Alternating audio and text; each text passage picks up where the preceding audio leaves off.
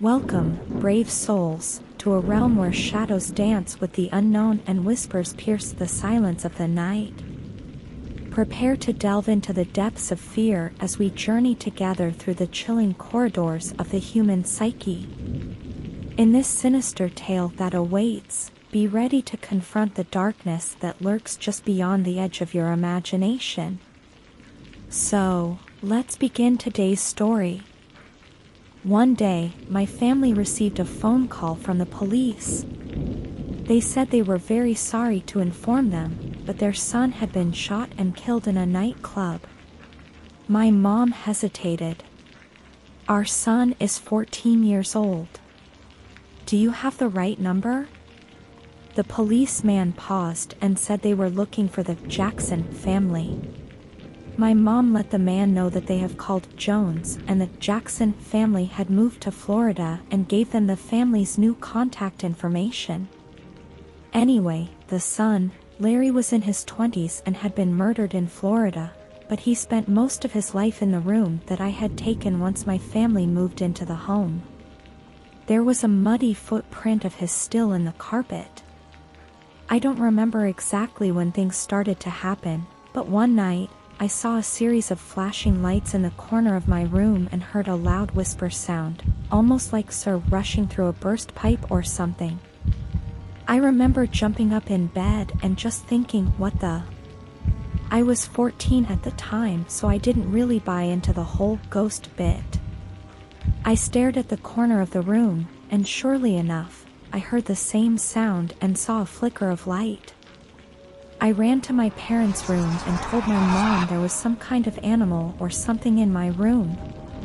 She basically rolled my eyes and told me to get over it. I went back into my room and laid in bed. Once I heard the sound in my room for a third time, I was done.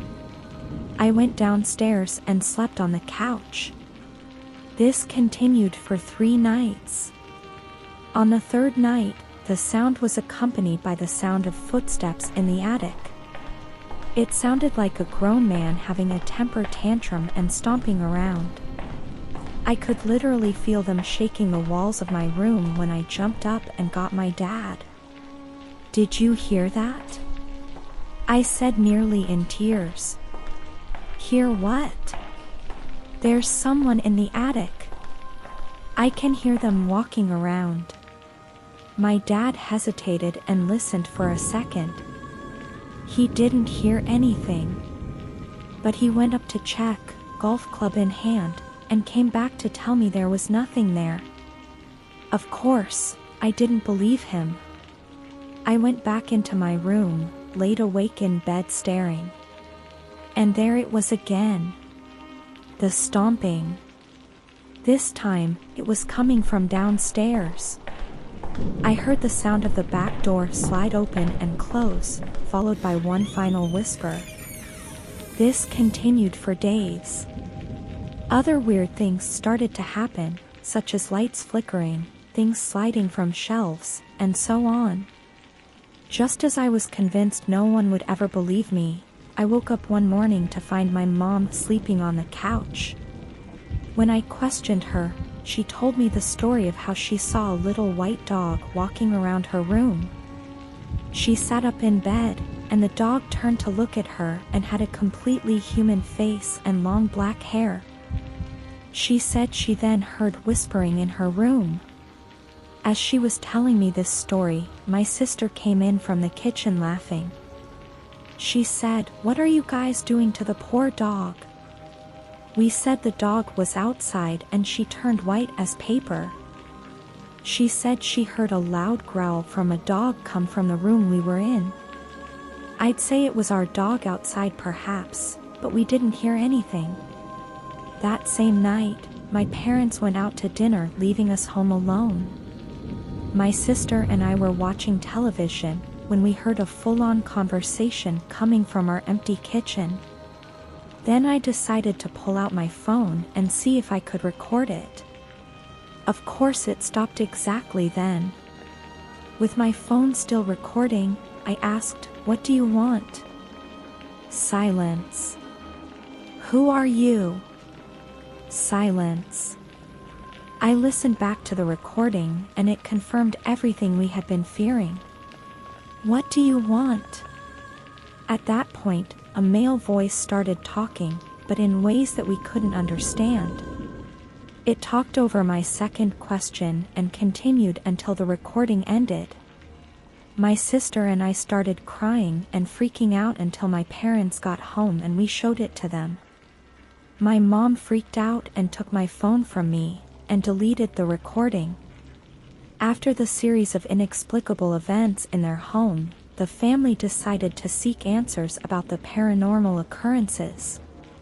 They reached out to a famous psychic medium in the area in hopes of understanding the history behind these unsettling events. The psychic medium delved into the history of the house and uncovered a dark and tragic past. He revealed that many years ago, the house was the site of a violent crime involving a young man named Larry, who had been murdered in the vicinity. Larry's spirit seemed to be lingering in the house, unable to find peace after his untimely death. The medium explained that Larry's restless spirit was likely responsible for the strange happenings in the house, including the mysterious sounds, flickering lights, and unsettling apparitions. He also suggested that other entities might be attracted to the negative energy surrounding the house, further exacerbating the paranormal activity. Armed with this newfound knowledge, the family and the psychic medium prepared themselves for a battle against the restless spirits lingering in the house. As they began the rituals and ceremonies to cleanse the home, they encountered resistance from the malevolent entities that dwelled within. The psychic medium, channeling his inner strength and spiritual connection, confronted the angry spirits with determination. However, the spirits fought back fiercely, unleashing a torrent of negative energy in an attempt to drive them away. Amidst the chaos, the family stood firm, supporting the medium in his efforts to banish the spirits and bring peace to the house. Together, they created a protective barrier of light and love, pushing back against the darkness that threatened to consume them. In a climactic moment, the psychic medium engaged in a fierce spiritual battle with the most powerful of the entities, struggling to overpower its malevolent energy. With unwavering resolve, he called upon ancient rituals and sacred incantations to weaken the spirit's hold on the house. As the battle raged on, the family provided support and encouragement, reinforcing the medium's efforts with their own unwavering belief and positive energy. Slowly but surely, the tide began to turn in their favor, and the oppressive atmosphere in the house started to dissipate.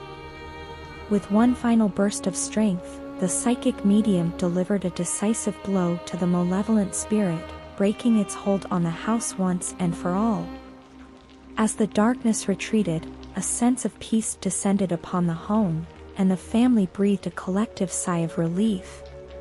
Though the fight against the restless spirits had been arduous and fraught with danger, the family emerged victorious, their bond stronger than ever. Together with the psychic medium, they had cleansed the house of negative energy and helped Larry's spirit find the peace it had been seeking for so long.